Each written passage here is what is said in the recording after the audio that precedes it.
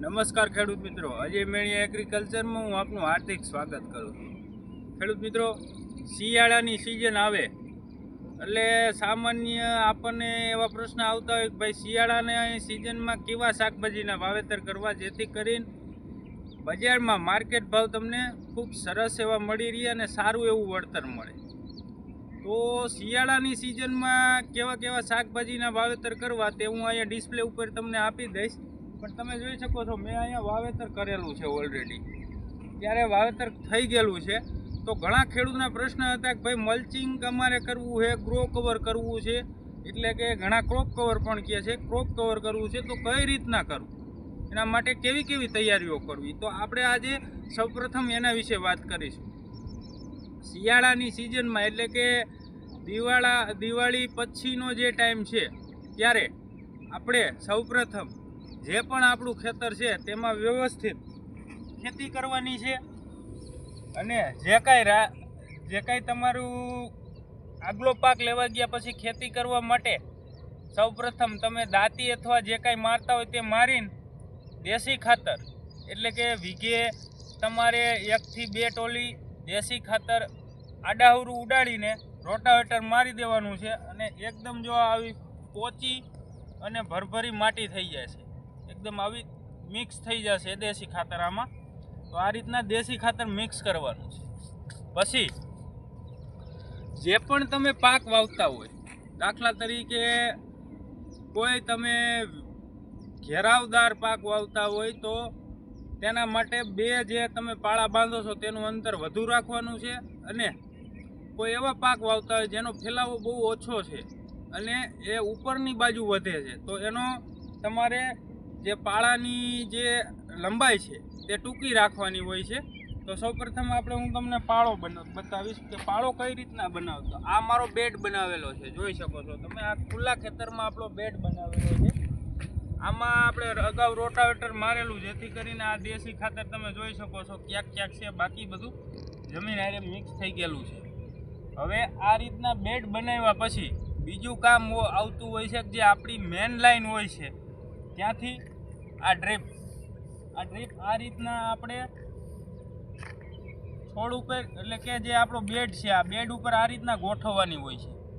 આ રીતના ડ્રીપ ગોઠવ્યા પછી હવે હું તમને એ પણ બતાવી દઉં કે આપણે ડ્રીપમાં જે મેન લાઈન હોય છે આપણે બધું કોઈ કારીગર થ્રુ નથી કરતા, આપણે ખેડૂત છીએ તો આ બધી આપણે આપણી મેળે જ બધું ગોઠવતા હોઈએ છીએ। તો કઈ રીતના લાઈન નાખેલી છે ડ્રીપની તે પણ હું તમને બતાવીશ। આ જોઈ શકો છો તમે, આપણી મેન લાઈન આવેલી છે પાણીની, આ પાણીની આપણી મેન લાઈન આવેલી છે અને આ આપણે ડ્રીપનું કનેક્શન આપેલું છે। તો આ રીતના સાદું અને સિમ્પલ છે, આ નળ છે બંને બાજુ નિપલવાળો, આ એક ગ્રોમેટ છે। અહીંયા સૌપ્રથમ આનું એક પુલ આવે છે જેનાથી તમે ફેરવીને લાઇનમાં હોલ કરી શકો છો। પછી આ રીતના ગ્રોમેટ તેમાં ફિટ કરી દેવાનું હોય છે અને 2 બાજુ નિપલવાળા જે નળ આવતા હોય છે, ઘણા સિંગલ નિપલ નાખે છે, તે આમાં ચડાવીને આપણી ડ્રીપ આમાં ચડાવીને અહીંયા જે કંઈ આપણું વારો છે તે મારી દેવાનો। બસ આટલી જ પ્રોસેસ હોય છે। જ્યારે તમારે આ બેડમાં આ ભાગમાં પાણી જવા દેવાનું હોય છે ત્યારે નળ ચાલુ કરી દેવાનો છે, નથી જવા દેવાનું ત્યારે નળ બંધ કરી દેવાનો। આ એક સિસ્ટમ માટે આપણે નળ નાખીએ છીએ। હવે આપણું ડ્રીપ ગોઠવાઈ ગયા, આપણા મલ્ચિંગ આપણે જો બેડ બની ગયા પછી આપણી ડ્રીપનું ગોઠવણી થઈ ગઈ, તે પછી શું કરવાનું છે કે ભાઈ તે પછી આ છે મલ્ચિંગ પેપર પાથરવાનું।